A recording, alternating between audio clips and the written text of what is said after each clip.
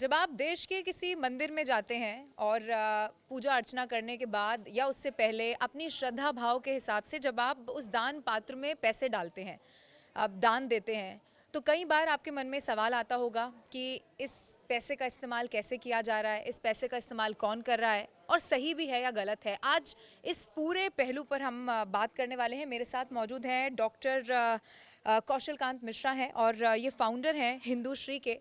पहले तो बहुत स्वागत है सर आपका। और मैं आपके बारे में और ज़्यादा पहले दर्शकों को बताऊं उससे पहले तो मेरा ही ये सवाल है, आप तो डॉक्टर भी हैं, एक लंबा एक्सपीरियंस भी आपका इसमें है, चार वर्ल्ड रिकॉर्ड आपके आपके नाम पर हैं। आप कहाँ इन चक्करों में पड़ गए हैं? ये बहुत वाजिब सवाल है कि ये बात 2016-17 के बाद की, 18 कोविड से ठीक पहले की है। मेरा एक दोस्त है जो वेंकट कृष्णमूर्ति, साउथ इंडिया में IIM अहमदाबाद से प्रोफेसर है, वो IIM में पढ़ाता है। उसने मेरे को एक न्यूज़ क्लिपिंग भेजी, अखबार में छपी थी कहीं, कि उसमें लिखा था कि मंदिरों का 2000 किलो सोना तमिलनाडु सरकार पिघला रही है। तो जैसे हम मंदिरों का सोना सरकार क्यों पिघलाएगी, मतलब उसके पास क्या राइट है? तो यही एक इनोसेंट सा सवाल मेरे दिमाग में। मैंने कहा ना, ये तो गलत है यार। हमारे मंदिर है, हमारा सोना है, तो सरकार क्यों लेगी? मंदिरों में रहना चाहिए, भगवान के पास रहना चाहिए, जो करे वो मंदिर। तो हमने उसके लिए चेन्नई हाईकोर्ट में केस किया। चेन्नई हाईकोर्ट में केस करने के बाद जो वहाँ पे सरकार का जवाब था, उस जवाब ने मुझे यहाँ पहुँचा दिया। क्या था जवाब? जवाब ये था कि ये नॉर्थ इंडिया वालों को कुछ पता ही नहीं है। ये कोर्ट ने कहा? हाँ, मतलब उनके सरकारी वकील ने कहा कि ये कोई नई चीज़ थोड़ी ना हमारे यहाँ। हम तो 1977 से लेके 2015 तक 5 लाख किलो सोना ले चुके हैं। ये न्यूज़ कटिंग देखिए। ओके। कि मतलब हम इतना सोना ले चुके हैं, 5 लाख किलो। तो हमारी तो कोई भी हैरान हो जाए कि अरे, आप इतना सोना ले चुके हैं और उसके बाद तमिलनाडु का ही एक आंकड़ा ये कहता है, ये देखिए कि लगभग 12,000 मंदिर बंद हो रहे हैं, 40,000 मंदिरों में एक शाम पूजा नहीं होती, 37,000 मंदिरों में पूजा मतलब चपरासी से लेके पुजारी तक सिर्फ एक आदमी है। अगर इतना पैसा मंदिर से आप ले रहे हैं तो ये मंदिर बंद कैसे हो सकते हैं? वाजिब सवाल है। तमिलनाडु का हालत बताता हूँ। तमिलनाडु में करीब करीब 55,000 टोटल मंदिर हैं ऑफिशियल रिकॉर्ड के अकॉर्डिंग, जिसमें से 45,000 44,000 समथिंग पे सरकार का कंट्रोल है, और ये 1969 से कंट्रोल है। और उस कंट्रोल में के बाद लगभग 40,000 मंदिर बंद हो रहे हैं। ये मंदिर लिए क्यों गए थे? जो कानून ये कहता है कि मंदिर तभी लिए जा सकते हैं जब अगर उनको ये लगता है वहाँ पे कोई फाइनेंशियल इरेगुलरिटी है, टेम्परेरी बेसिस पे लिए जाएंगे, 2 साल में उस रेगुलरिटी को सॉल्व करके वापस कर दें। किया जाएगा। तो आपने तो ऐसा सॉल्व किया कि मंदिर ही बंद होने लगे, जो इकोनॉमी थी वो खत्म कर दी आपने। तो हमने कहा कि मिलॉर्ड, हमारे वकील ने कहा कि अगर इतना पैसा आपके पास आ रहा है तो ये मंदिरों को रिवाइवल क्यों नहीं किया जा रहा, इनको पैसे वापस क्यों नहीं दिया जा रहा है? तो कोर्ट ने बड़ा इनोसेंट सा मेरे जैसा सवाल पूछा, किसको वापस करें? You are getting my point, कि वापस किसको करें, कि कौन सी बॉडी है, कौन सा स्ट्रक्चर है? कोई एक स्ट्रक्चर है, कोई नहीं है। तो मतलब अगर हम दें भी तो किसको दें? मंदिर में किसको? पुजारी को, प्रबंधक को, कोई बॉडी हो, कोई कुछ नहीं है। ये किसको ढूंढते हुए मैं आज आपके स्टूडियो में। तो ये तो आप फिर हिंदू श्री, क्योंकि अब तो फाउंडर हैं अब आप उसके, आपने बताया कि कैसे आपकी, मैं इस यात्रा की बात कर रही हूँ। अब आप इस, आपको क्या लगता है आपकी सरकारी नियंत्रण खत्म होना चाहिए या मतलब इस वक्त क्या होना चाहिए? क्योंकि आपने पूरा रिसर्च भी कर आए हैं, आपने बताया कि ऐसे कुछ वाकया भी रहे जिसने आपको खुद को हैरान कर दिया। तो हिंदू श्री क्या मांग करता है? देखिए, हमारा ये मानना है कि जिस तरह से सरकार ने दूसरे धर्मों के स्थलों को फ्री करके उनकी एक ऑटोनोमस इंडिपेंडेंट बॉडी बना रखी है। सबसे पहले ये समझिए कि सिखों की शिरोमणि गुरुद्वारा प्रबंधन कमेटी 1925 में बनी थी। उसके पहले गुरुद्वारे नहीं होते थे, उसके पहले मंदिर और गुरुद्वारे साथ में होते थे, गुरु ग्रंथ साहब और गीता एक साथ रखी जाती थी। लेकिन जो SGPC बनी, उसने अपने आप को आज इतना स्ट्रांग कर लिया कि हम पूरे विश्व के सारे धर्म स्थलों में उसको बेस्ट मानते हैं। 24 घंटे लंगर चलता है, साफ सुथरा रहता है, पूरा कंट्रोल रहता है। अगर भारत का कोई आदमी विदेश जाता है, उसको कोई रहने की जगह मिलती है तो गुरुद्वारों में आश्रय मिलता है। तो अगर एक इंडिपेंडेंट बॉडी इतना अच्छा काम कर सकती है, इसी तरीके से चर्च काउंसिल ऑफ इंडिया है, North Indian Church Council of India है, South Indian Church Council of India है, इसी तरीके से मुस्लिम पर्सनल लॉ बोर्ड है, वक्फ बोर्ड है, तो फिर आखिर हिंदुओं से ऐसा क्या प्रॉब्लम है कि हिंदुओं की बॉडी नहीं है? जो कोर्ट ने हमसे पूछा था, यही मेरा भी सवाल है कि फिर हिंदुओं की एक बॉडी क्यों नहीं बनाई गई? इस बॉडी को बनाने के लिए हिंदू श्री फाउंडेशन कोशिश कर रहा है कि देश के सारे मंदिरों को एक साथ जोड़ा जाए। मंदिरों की एक डिस्ट्रिक्ट लेवल पे शुरू होकर के district level, state level, national level पे एक बॉडी होनी चाहिए जिसको सरकार के साथ मिल करके ऑटोनोमस बॉडी की तरह सरकार के सुपरविजन में काम करना चाहिए। कंट्रोल पूरा इस बॉडी का होगा, मैनेजमेंट पूरा इस बॉडी का होगा, जैसे एसजीपी सरकार का सुपरविजन। अगर सरकार को लगता है तो कभी मैं ये नहीं चाहता कि बिल्कुल इंडिपेंडेंट हो जाए, मतलब दखल सरकार दे सकती है, लेकिन लगे तो और ऑटोनोमस बॉडी होनी चाहिए जिस तरीके से दूसरे धर्मों की है। अच्छा, अब क्योंकि जो दर्शक हमारे साथ इस वक्त हैं, हम उनको थोड़ा सा आंकड़ा भी बता देते हैं। देखिए, आप मुझे करेक्ट भी कर देना अगर मैं कहीं आंकड़ा गलत बताऊं। हिंदुस्तान में मंदिरों की जो संख्या बताई जाती है लगभग 5 लाख से ज़्यादा, इसको ये आंकड़ा पार कर गया है। उससे ज़्यादा तो हिंदुस्तान में मस्जिद है, 7 लाख लगभग ये आंकड़ा छूता है। उधर क्रिश्चियन जिनकी आबादी कम है, 1-1.5% ही है, वो 70,000 लगभग ज़्यादा बताया जाता है। लेकिन वो 5 लाख वाला जो है उस पर पूरी तरह से ज़्यादातर, और उसमें भी हम साउथ की अगर ज़्यादा बात करते हैं तो सरकार का नियंत्रण। आपको क्या लगता है, अगर ये पूरा नियंत्रण हट जाए या सुपरविजन सिर्फ आ जाए तो फ़र्क क्या होगा?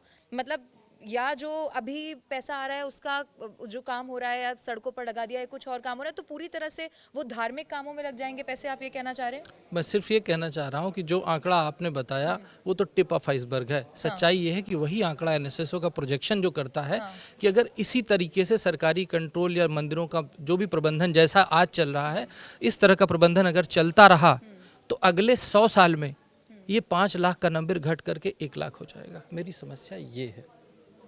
मतलब कि आपके ये देखिए ना, तमिलनाडु में 11,000 बंद हो रहे हैं ना, क्योंकि वो सेल्फ सस्टेनिंग यूनिट नहीं है। जैसे आपने कहा कि आप मंदिर में जाते हैं, मंदिर में जाके दान चढ़ाते हैं, और आपको ये राइट है कि आप जाने कि पैसे का कहाँ है, पर आपको ये नहीं मालूम कि जब मंदिर बनाए गए थे, जब मंदिर पहले जब ग्लोरी हुआ था, जब हमारा टेम्पल इकॉनमी हमारे देश की होती थी, तो उस समय जब कोई मंदिर बनता था, जब कोई राजा मंदिर बनाता था, तो वो एक यजमान होता था और एक पुजारी को मंदिर दान देता था। और जब मंदिर को दान देता था तो मंदिर के साथ वो मंदिर को खेत देता था, मंदिर को गांव देता था, मंदिर को फॉरेस्ट देता था, मंदिर को वो सारी फैसिलिटी देता था जिससे कि मंदिर सेल्फ सस्टेनिंग यूनिट हो सके। और जो हम दान देते हैं उस दान से केवल मंदिर के कर्मचारियों का पेट भरता था और उनकी व्यवस्था के लिए होता था, वो भगवान के लिए नहीं होता था। 17वीं शताब्दी में जब हमारे देश की इकॉनमी टेम्पल इकॉनमी होती थी तो हम पूरे विश्व का 33% ऑफ द जीडीपी प्रोड्यूस करते थे। 33% ऑफ द जीडीपी ग्लोबल। इतना बड़ा जीडीपी कोई भी देश नहीं करता है। और आज भी जब अंग्रेज हमें छोड़ करके लूट करके गए थे तो हमारा जीडीपी 1% से कम हो गया था। तो मंदिरों को जिस तरीके से शोषित किया गया, जिस तरीके से उनको लूटा गया, चाहे जो भी लूटे रहे, आप ध्यान दो ना, 11वीं शताब्दी से अगर मैं शुरू करूं, 11वीं शताब्दी से मुगल आए, उन्होंने मंदिरों को लूटा, क्यों? उसके बाद फ्रांसीसी आए 17वीं शताब्दी में, उन्होंने मंदिरों को लूटा। उसके बाद क्रिश्चियन और ज्यूज और वो सब आए, वो लोगों ने भी मंदिरों को ही एक्सप्लॉइट करने की कोशिश की। बाद में ब्रिटिशर्स आए, उन्होंने भी मंदिरों को क्यों कंट्रोल किया? हमेशा टारगेट मंदिर को। क्यों? क्योंकि ये हम हिंदुओं को नहीं पता, हम भारतवासियों को नहीं पता कि मंदिर हमारे भारत की यूनिट है, मंदिर हमारी सोशल कैपिटल है, मंदिर हमारी कल्चरल यूनिट है। ये हमें नहीं पता, लेकिन उन सारे आक्रांताओं को पता है जो आक्रांता आकर के भारत को लूट करके गए। सोमनाथ को इतनी बार तोड़ा गया, बार बार इकॉनमी बना। राम मंदिर जो अभी बना है वो आज अयोध्या का जीएसटी रिटर्न पूरे प्रदेश में नंबर 2 पे आ गया है, नोएडा के, गाजियाबाद और नोएडा के बाद। तो बिना किसी पोल्यूशन के एक आस्था एक ऐसी शक्ति है जो आपको एक ऐसी इकॉनमी देती है जो पोल्यूशन फ्री इकॉनमी हो। आपको समझना पड़ेगा। और सिर्फ यहीं की बात नहीं है, सोमनाथ की बात करें, अयोध्या की बात करें, काशी विश्वनाथ की बात करें, जहाँ जहाँ आस्था की इकॉनमी चल रही है वहाँ पे पोल्यूशन नहीं है, वहाँ पे शांति। अभी देखा आपने कुंभ, इतनी बड़ी इकॉनमी, कुंभ की वजह से एक्सपर्ट का कहना है कि इस बार की जीडीपी में करीब 2 to 3% का बेनिफिट होगा। तो आप सोचिए, आस्था एक ऐसी ताकत है, हिंदू आस्था एक ऐसी ताकत है जो हमेशा कहती है वसुधैव कुटुंबकम, शांति की बात करती है, प्राणियों में सद्भाव की बात करती है। लेकिन उस आस्था को ये हिंदू ही नहीं समझ पा रहे हैं, और उस आस्था को चाहे मुगल हो, चाहे फ्रांसीसी हो, सब समझ गए और चाहे अटैक मंदिर पे कर दिया। क्रिश्चियन हो, उन सब ने मंदिरों पर अटैक किया और मंदिरों को शोषित किया, और हमारा देश आज़ाद हो गया पर मंदिर आज भी आज़ाद नहीं है। लेकिन ऐसा तो कहा जा रहा है ना, अब हम तो तस्वीरें भी देखते हैं कि मंदिरों का तो कायाकल्प हो रहा है, वही कॉरिडोर बन रहे हैं। अब कई बार तो ऐसा भी देखते हैं कि पूरे पूरे शहर की तस्वीर बदल जाती है एक मंदिर के बनने से। तो वो भी तो हो ही रहा है, साथ में वो भी तो चल ही रहा है। उस पर मतलब आप क्या कहेंगे? आपको पता है मंदिर से देश की कितनी % जीडीपी आज चलती है? एवरेज है 1.5% से, टोटल गई है 4.5% आज़ादी के बाद से। और एवरेज अगर हम ले तो 3% ऑफ द जीडीपी मंदिर इकोनॉमी से सरकार को मिलता है। 3% ऑफ द जीडीपी मंदिर इकोनॉमी से आपको मिलता है। आज इसी पे एक बात और बोलता हूँ, आज मोदी जी के नेतृत्व में देश आगे बढ़ रहा है। एक तरह से कहें, एक थोड़ा मंदिर सहित इकोनॉमी के साथ सरकार चलने की कोशिश करे। पहले की सरकारें तो मंदिर रहित इकोनॉमी चलाती थी, मंदिरों को ख़त्म करो, उस पर भी आएंगे। लेकिन मैं सिर्फ ये कहना चाहता हूँ कि आज मोदी जी चाहते हैं कि हमारा देश 5 ट्रिलियन की इकोनॉमी बने, करेक्ट? क्या आपको पता है तिरुपति जब बालाजी की वेल्थ कितनी है? 3 ट्रिलियन। तिरुपति बालाजी की टोटल वेल्थ आज 3 ट्रिलियन है। तो आप समझ सकते हैं कि मंदिरों में कितनी ताकत है। अब 3% ऑफ इकोनॉमी क्या है?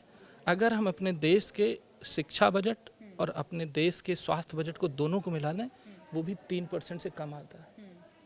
और जो कन्वर्जन देश में हो रहा है वो किस नाम पे हो रहा है? मुफ्त शिक्षा देंगे, मुफ्त इलाज देंगे, खाना दे देंगे। हाँ, लालच ही होता है। यही लालच है। इस लालच पे कन्वर्जन हो रहा है। और अगर ये 3% जीडीपी मंदिरों में आ जाए तो 3% से हम मुफ्त हेल्थ देंगे, मुफ्त एजुकेशन देंगे, 24 घंटे का भंडारा रहेगा, तो कौन कन्वर्ट होगा? कौन कन्वर्ट होगा? बात ये है कि ये जो 3% ऑफ द जीडीपी मंदिरों से आ रहा है, क्या मंदिरों को वापस दिया जा रहा? नहीं।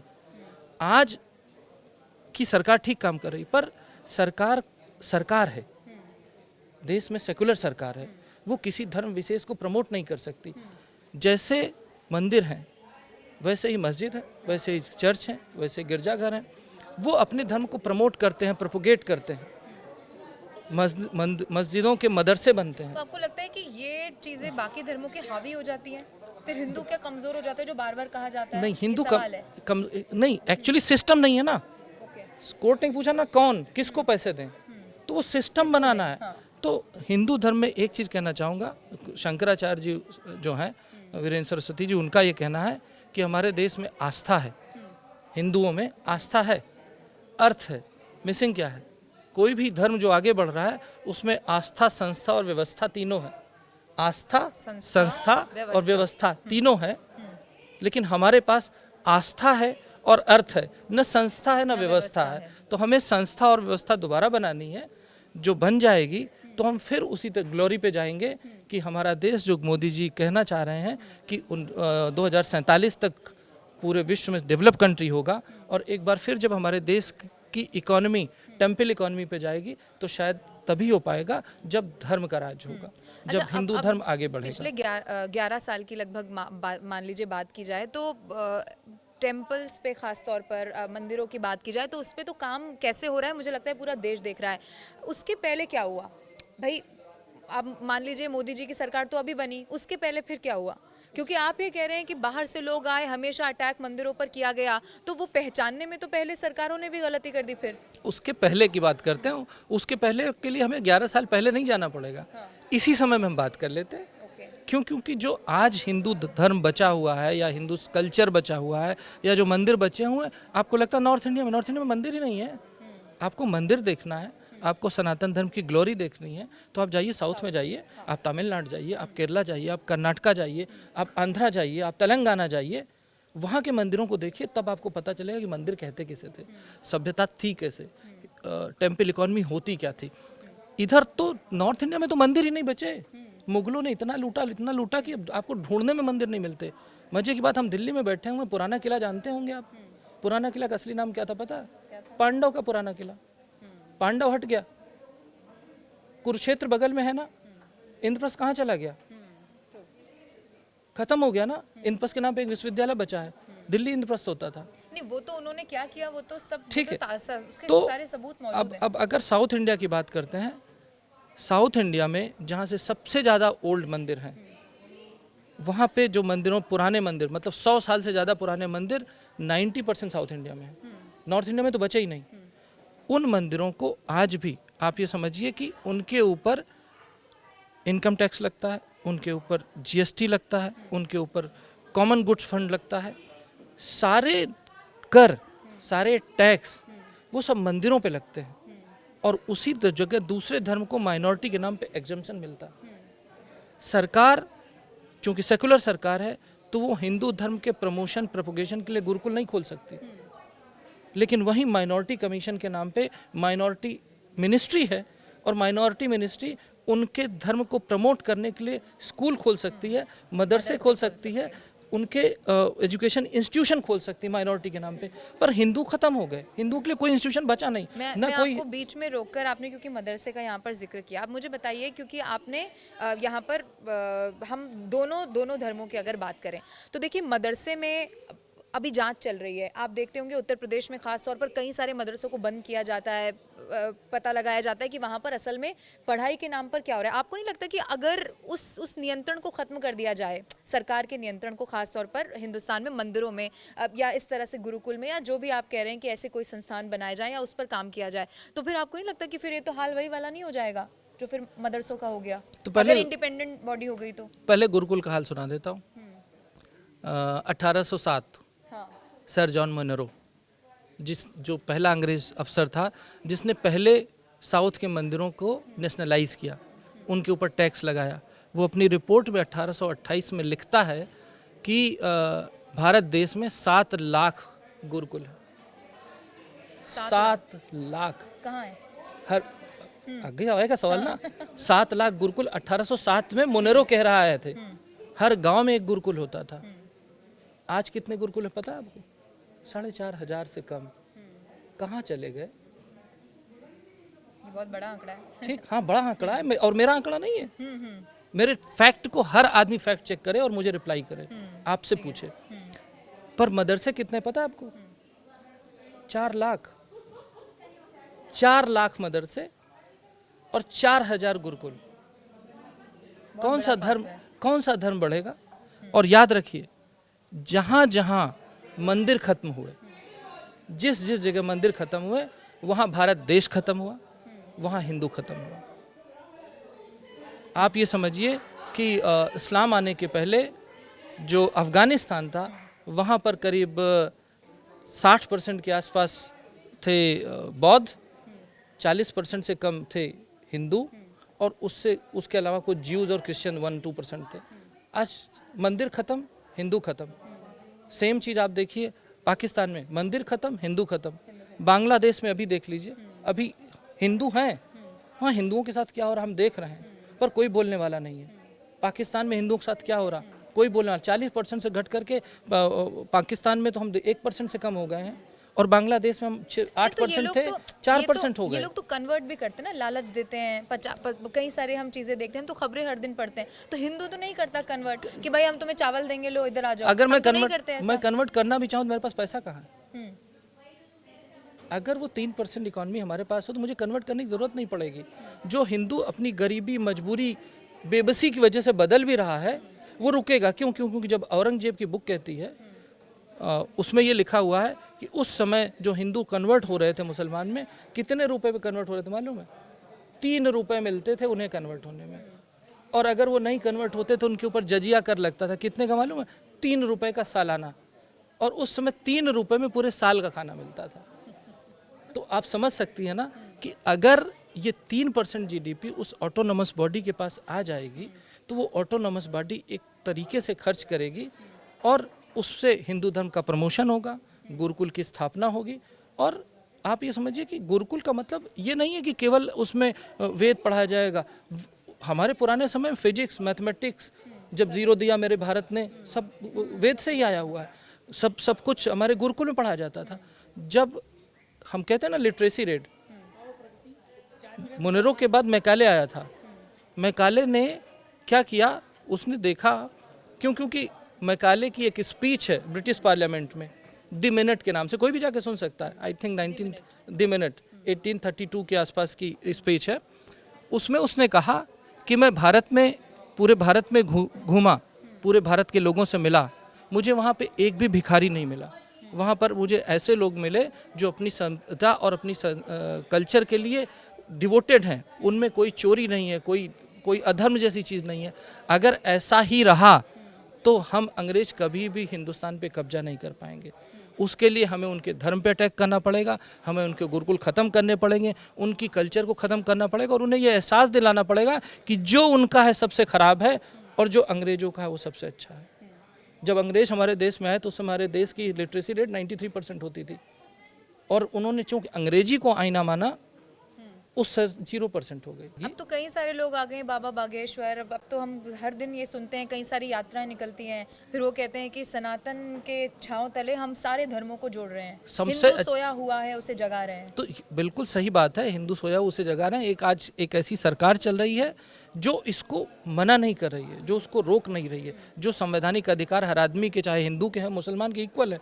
आज हिंदुओं का संवैधानिक अधिकार एक्सप्रेस हो रहा है और लोग सड़कों पे आ रहे हैं।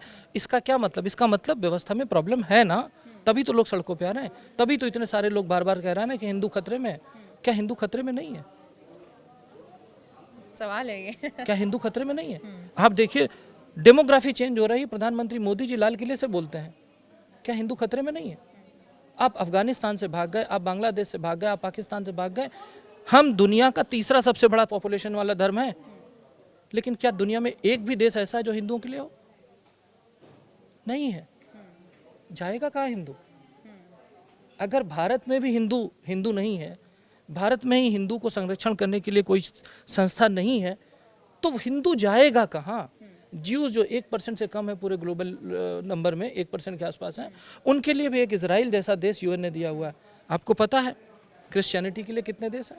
23 कंट्री ऐसे हैं जिनका राष्ट्रीय धर्म क्रिश्चियनिटी है। वो तो सबसे ज़्यादा फैला हुआ धर्म, सबसे बड़ा धर्म है। 27 देश ऐसे हैं जिनका राष्ट्रीय धर्म इस्लाम है। उसके अलावा OIC है, जिसमें 58 कंट्री हैं जो इस्लाम के साथ सिंपैथाइज करते हैं। मुझे उनसे कोई समस्या नहीं है, लेकिन हम तो अपनी बात, मैं अपनी लकीर तो लंबी करूं, उनमें जो अच्छी बात है उसको सीखो और उसको अडॉप्ट करते हुए आगे बढ़ो। सनातन तो यही सिखाता है ना कि आप हंस की तरह दूध में से दूध पी लो, पानी छोड़ दो। तो आपका जो अच्छा आप उसे लो और आगे बढ़ो। हम सिर्फ ये चाहते हैं कि सरकार सुपरवाइज करे, सारे मंदिर एक साथ जुड़े, सारे धर्म गुरु एक साथ जुड़े। धर्म गुरु का मतलब है कि जितने भी लोग सनातन धर्म के जानने वाले हैं, एक एक्सपर्ट बॉडी होनी चाहिए, जिसमें मेरे ख्याल से जो 5 शंकराचार्य हैं, 4 वो जो मेन शंकराचार्य हैं और एक कामकोटि के शंकराचार्य, ये 5 के सुपरविजन में एक बॉडी होनी चाहिए। उस बॉडी का चुनाव हर मंदिर में एक पुजारी या एक्सपर्ट जो सनातन का वो होना चाहिए। ये सब अपना इलेक्ट करें, डिस्ट्रिक्ट काउंसिल बनाएं, फिर स्टेट काउंसिल बनाएं और वो फिर नेशनल काउंसिल बने, नेशनल टेम्पल काउंसिल। कि कहीं उसमें भी फिर मारामारी हो जाए, तो इसीलिए तो उसमें चेक्स एंड बैलेंसेस रहेंगे ना जब इलेक्शन होगा। अच्छा ये बताइए, हर आदमी सवाल यही पूछता है कि इसमें खराबी क्या है? शिरोमणि गुरुद्वारा प्रबंधन कमेटी हमारे हिंदू भाई ही तो हैं, कितना बढ़िया चला रहे हैं। हमारे सामने 100 साल का इतिहास है कि वो इतने स्ट्रांग हो गए हैं। भारत में खालिस्तान बने न बने, कनाडा में खालिस्तान बना देंगे अगले 50 साल में। इतनी ताकत कहाँ से आई? वो एकता से आई, वो धार्मिक एकता है। मैं धर्म की एकता की बात कर रहे हैं। हम सिर्फ ये चाहते हैं कि जो भी सनातन के इश्यूज हैं, अभी देखिए अभी कोर्ट में क्या हुआ, गुस्सा ही तो है वो। मैं ये नहीं कह रहा हूँ कि जो चीफ जस्टिस के साथ हुआ वो गलत है, मैं उसको क्रिटिसाइज कर रहा हूँ, वो गलत है, पर वो आप फ्रस्ट्रेशन का लेवल तो देखिए, आप उस आदमी उस ग्रुप का फ्रस्ट्रेशन तो देखिए कि उसके लिए भी लोग अभी भी एडवोकेसी कर रहे हैं, जबकि मैं उसको समर्थन नहीं कर रहा हूँ।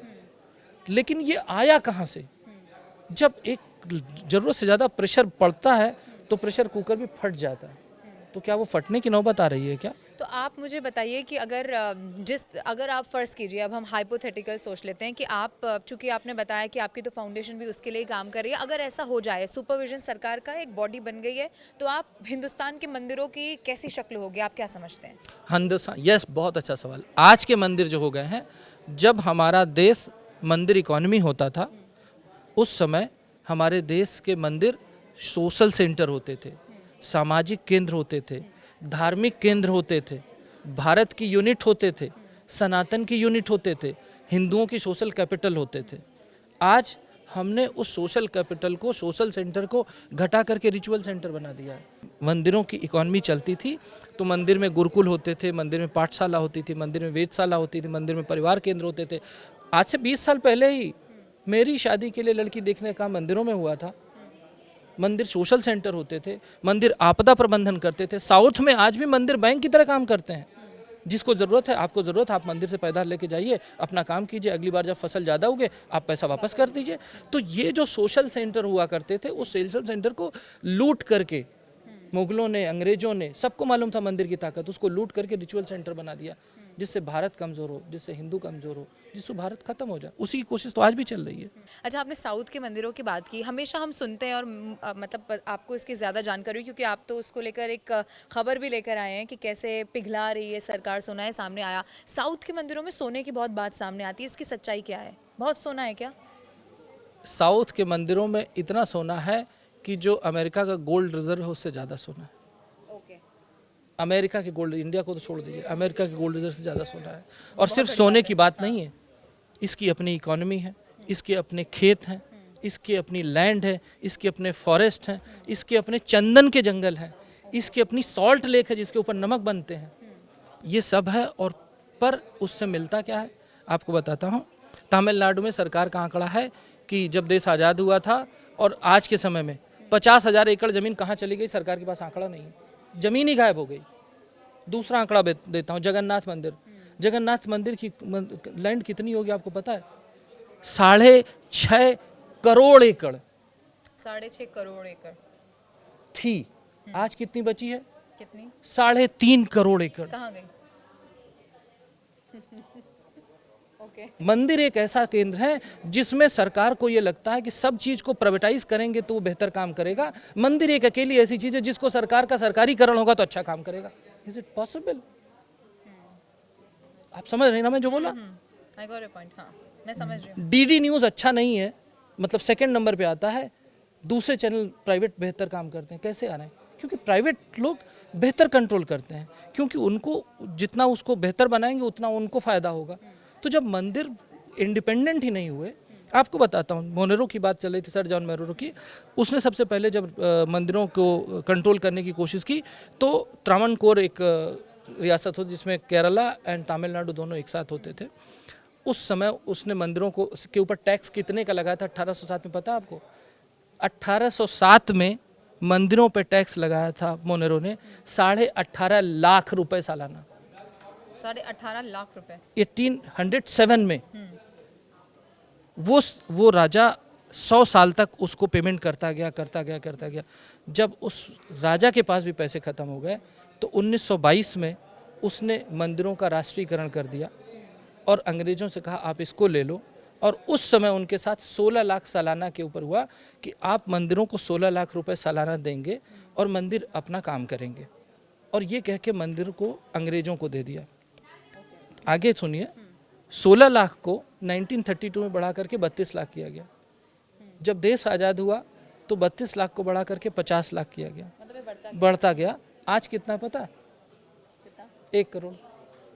कौशल जी, क्योंकि अभी आप बता रहे हैं कि अगर एक ऐसी बॉडी बन जाए और उसके बाद सरकार का सुपरविजन हो जाए तो मंदिर की शक्ल किस तरह की दिखाई देगी। लेकिन ये भी तो आप मानेंगे ना कि सिर्फ एक प्रॉब्लम नहीं है मंदिरों में, वीआईपी। अब मैं, और मुझे लगता है कि जो भी दर्शक इस वक्त हमारे साथ जुड़े, हर कोई इससे ज़रूर अग्री करेगा, ज़रूर इसको मानेगा कि वीआईपी कल्चर होना या इस तरह की कई सारी और भी समस्याएं। और फिर मैं बांके बिहारी की भी बात करूंगी जो एक बहुत बड़ा मैटर है, कोर्ट तक भी जा चुका है। तो आपको नहीं लगता कि और भी कई सारे ऐसे प्रॉब्लम्स है जो एड्रेस किए जाने चाहिए?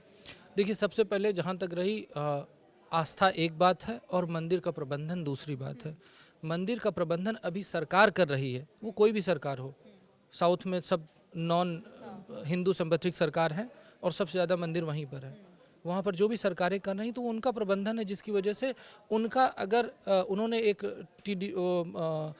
HRNC डिपार्टमेंट बना रखा है। HRNC डिपार्टमेंट तमिलनाडु की अगर हम बात करें तो वहाँ के मंत्री राजशेखर हैं, और वो जा कर के एक ऐसी कॉन्फ्रेंस होती है जिस कॉन्फ्रेंस का टाइटल होता है सनातन एरेडिकेशन कॉन्फ्रेंस।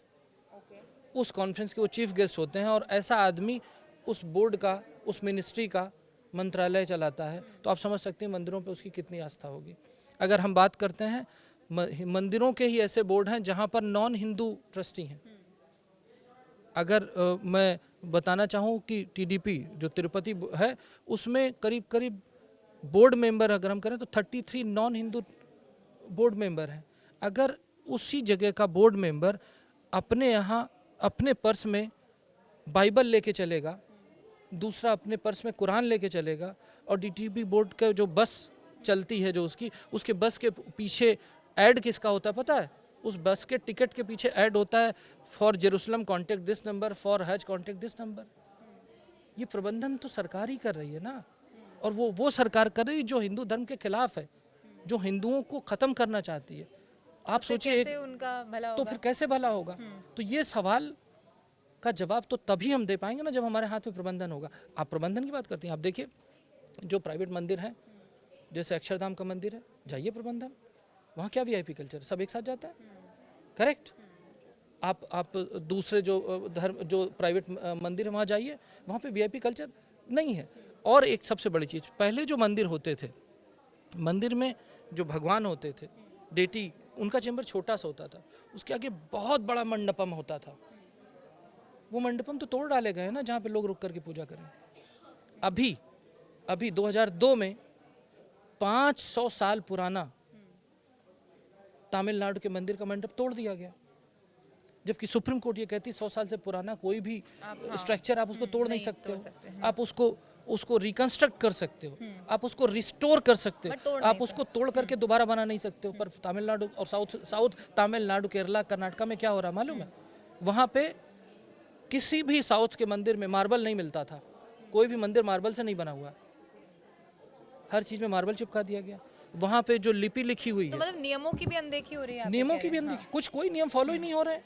मंदिर की जमीन पे, अभी तो मामला आया था, मंदिर की जमीन पे बारात घर बनाया जा रहा है। क्यों भाई? सरकार अपने पैसे से बारात घर बनाए। मंदिर की जमीन पे सरकारी स्कूल, चर्च के स्कूल चल रहे हैं, मंदिर की जमीन पे चर्च बने हुए हैं, और ये सब हो रहा है वो जो हम पैसा दे रहे हैं। और कहाँ से हो रहा है? अगर मंदिर की जमीन है तो पैसा किसका हुआ? मंदिर का हुआ ना। नहीं, आप किसके पक्ष में हैं? मतलब जो बड़े मंदिर हैं, मान लीजिए मैं साउथ के भी और यहाँ के भी मिला रही हूँ, जो बड़े मंदिर हैं जहाँ पर ज़्यादा श्रद्धालु जाते हैं, ज़्यादा भीड़ होती है, क्योंकि अब देखिए कॉरिडोर भी बन रहे हैं, सरकार तो काम कर रही है कहते हैं, उन बड़े मंदिरों की बॉडी डिसाइड कर दी जाए, या हिंदुस्तान का हर मंदिर एक प्राइवेट बॉडी के अंडर आ जाए? नहीं, अब इसको दो चीजें हाँ, हैं, इसको समझाइए। इसको समझाने की कोशिश करता हूँ। मेरा ये मानना है कि जिस तरीके से बिल्कुल प्लेन, मैं तो प्रैक्टिकल एग्जांपल दे रहा हूँ, जैसे शिरोमणि गुरुद्वारा प्रबंधन कमेटी बनी थी, अंग्रेजों ने बनाई थी, देश के आज़ादी के मूवमेंट को कमज़ोर करने के लिए बनाई थी। उस कमेटी में उन्होंने 75 मेंबर बनाए थे, सारे सिखों मिलकर के 136 मेंबर कर दिए, और उस कमेटी से सारे गुरुद्वारों का कंट्रोल करने लगे। उसी तरीके से मंदिर से, हर मंदिर से 2-2 आदमी हो, वो डिस्ट्रिक्ट काउंसिल बनाए, डिस्ट्रिक्ट से, हर डिस्ट्रिक्ट से 2-2 लोग इलेक्ट हों, उनके बीच में चुना जाए। और वो चुनाव, जैसे जो पुजारी है, पुजारी का चुनाव करेगा, और जो प्रबंधन है, प्रबंधन का सोसाइटी चुनाव करेगी। ऐसे ही पहले होते थे, जब चोला पीरियड था, जब पांड्यन पीरियड था, जब हमारे देश की इकॉनमी हिंदू इकॉनमी थी, जब टेम्पल इकॉनमी होती थी, उस समय इसी तरीके से प्रबंधन होता था। जो फॉरेस्ट लैंड का कंट्रोल, मंदिर थोड़ी ना कंट्रोल करने जाता था, किसानों की बॉडी होती थी, वो किसानों की बॉडी मंदिर में अपनी ईमानदारी से आकर के बताती थी कि ये जमलैंड है, और किसान उसको कंट्रोल करते थे। इसी तरीके की एक बॉडी हो। दूसरी एक बॉडी होनी चाहिए सनातन धर्म की, कि सनातन धर्म पे जो भी केसेस चल रहे हैं उसके लिए सनातन धर्म की तरफ से आस्था का एक विषय रखा जाए। जैसे संभल में किलकी मंदिर आया, हमारे जितने भी शास्त्र हैं, वेद हैं, पुराण हैं, सब कहते हैं कि हमारा एक अगला अवतार विष्णु जी का आएगा जो संभल में होगा, कल की। ये तो आस्था का विषय हुआ ना, इसको कोर्ट कैसे डिसाइड कर सकती है? अगर 5000 साल पुराने डॉक्यूमेंट में लिखा हुआ है कि इस लोकेशन पे ये अवतार होगा, होगा, जो 5000 साल पहले लिखा गया है, तो उसमें कोर्ट कहाँ से आ गई? तो आप कह रहे हैं ये भी सब एक वो बॉडी डिसाइड वही बॉडी डिसाइड करे। और इन टोटल मेरा ये मानना है, हम बिल्कुल ये नहीं चाहते कि एकदम ऑटोनॉमस हो, क्योंकि कोई भी चीज़ श्रोमणी गुरुद्वारा प्रबंधन कमेटी भी ऑटोनॉमस नहीं है, वक्फ बोर्ड बन रहा वो भी ऑटोनॉमस नहीं है, पर ऑटोनॉमी दी गई है, सुपरविजन है, अभी तो फुल कंट्रोल है ना। जो हमारी ज्वाला देवी हैं कांगड़ा की, उसके 2 ट्रस्टी मुस्लिम हैं। हमारी कश्मीर में वैष्णो देवी है, उसके ट्रस्टी में मुस्लिम होते थे, हमें तो कोई समस्या नहीं हुई, फिर उन्हें समस्या क्यों है? और अगर उन्हें समस्या तो फिर हमारे में क्यों है? करेक्ट है ना? वो बैलेंस नहीं है। तो सरकार ने के पास कभी हिंदू रोया नहीं, बच्चा रोएगा तभी माँ दूध पिलाएगी, माँ है पर बच्चे को रोना पड़ेगा। तो हिंदू धर्म पे होने वाले सारी चीजें, हिंदू कोड बिल आएगा, जितने भी संविधान के सिटीजन के राइट है वो केवल हिंदू पे इम्प्लीमेंट होते हैं, माइनॉरिटी को तो एग्जम्पशन है। और फिर जब हम कहते हैं ये संविधान हिंदू संविधान है, तो लोगों को पेट में दर्द होता है। आपने क्यों नहीं संस्कृत को प्रमोट किया? संस्कृत को प्रमोट कौन करेगा? नहीं, आप कह रहे हैं ना कि भाई मुस्लिम बच्चा जो है वो अरबिक में ही पढ़ रहा है। आप मेरे को 3% जीडीपी दे दो, मैं पूरे देश को संस्कृत पढ़ा दूंगा। ओके, आप कह रहे हैं वो बॉडी हो जाए तो आप सब कर देंगे। क्योंकि हम गुरुकुल और संस्कृत पढ़ाएंगे। संस्कृत लोग इसलिए नहीं पढ़े क्योंकि संस्कृत से एम्प्लॉयमेंट नहीं मिलता, करेक्ट? जबकि आज की मॉडर्न कंप्यूटर साइंस ये कहती है कि Sanskrit is the best language fitting in the computers. ये तो बताया नहीं गया। हाँ, ये बताया नहीं गया, ठीक है ना? संस्कृत इज द ये तो बेस्ट कितने लोगों को अभी अभी पता चल रहा होगा। हाँ, एआई में जाकर के देखें, जो यूएस संस्कृत में सबसे ज्यादा, अगर आप गूगल करेंगे ना कि बेस्ट ग्लोबल संस्कृत स्कॉलर, आपको अमेरिकन मिलेगा, जर्मन मिलेगा, हिंदुस्तानी नहीं मिलेगा, जबकि हमारी भाषा है। जबकि हमारी भाषा है। तो सबसे पहले हमें कनेक्ट करने के लिए हमारी भाषा को रिवाइव करना पड़ेगा। हमारे यहाँ से आप ये सोचिए कि 12,000 गुरुकुल बंद हो चुके हैं जो मंदिरों से जुड़े थे, वेदशालाएं जो साउथ में मंदिरों के साथ अटैच थी, तमिलनाडु में करीब 1200 वेदशालाएं बंद हो चुकी हैं। क्या आपको पता है?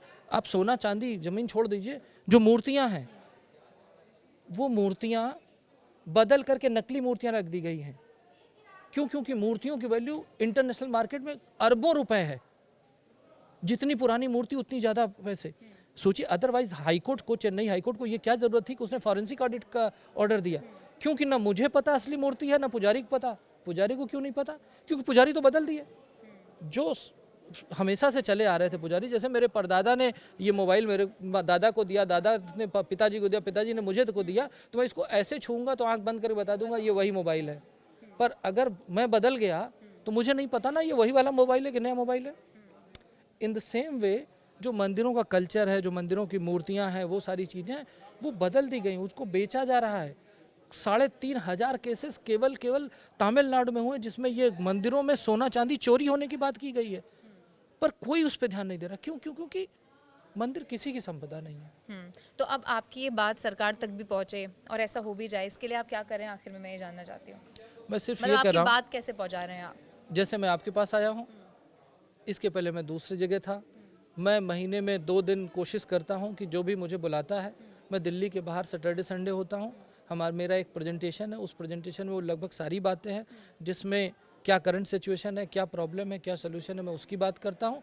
अवेयरनेस फैलाने की कोशिश कर रहा हूँ। और मेरा सबसे बड़ा रिक्वेस्ट है सारे शंकराचार्य से, मैं उनसे मिल भी रहा हूँ। मैं 2 शंकराचार्य से मिल चुका हूँ, 3 शंकराचार्य से मुझे और मिलना है। मैं आपके माध्यम से उनसे ये अनुरोध करना चाहता हूँ कि सुप्रीम कोर्ट, हाई कोर्ट में चलने वाले सारे केसेस में अपने बीच के मतभेद और अपने जो भी हों उनके बीच में, उसको हटा करके हिंदू धर्म और सनातन के लिए जो सही बात है उसको लिख करके एक पेपर पे हमें दें, जिससे हम उसको सुप्रीम कोर्ट में रख सकें और बता सकें। आगे आने वाले समय में आपने सोचा है कि आप कोर्ट का भी रुख करेंगे? कोर्ट में हम लोग 17 केस लड़ रहे हैं। और सबसे बड़ी चीज़ यह है, एक आदमी का नाम लेना चाहूँगा, मिस्टर TR रमेश, जो साउथ इंडिया के टेम्पल मैन कहे जा सकते हैं।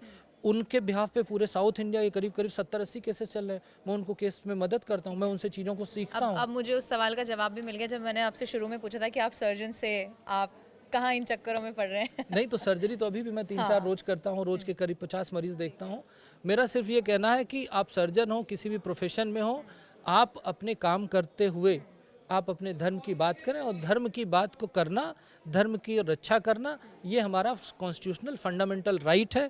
कोई सरकारी कर्मचारी हो या कोई प्राइवेट कर्मचारी हो, सीसीएस रूल्स उनको अपने धर्म को प्रमोट, प्रोपोगेट और उसकी रक्षा करने के लिए नहीं रोकता। बिल्कुल, और बहुत शुक्रिया सबसे पहले तो अब आखिर में आपका हमारे साथ आज जुड़ने के लिए। और अब मुझे पूरा यकीन है आपने जो फैक्ट्स भी सामने रखे हैं, और ख़ासतौर पर साउथ के मंदिरों की जब हम बात करते हैं, हालांकि एक डिबेट है, एक बड़ा विषय है, ये हमेशा से चर्चा का रहेगा, लेकिन मुझे पूरी उम्मीद है कि आपके फैक्ट्स से लोगों को बहुत हद तक तो ये पूरा मामला समझ में आ गया होगा, और जो आपकी अपील है वो भी ज़रूर लोग सुनेंगे, ये उम्मीद करते हैं। बहुत शुक्रिया हमारे साथ जुड़ने के लिए।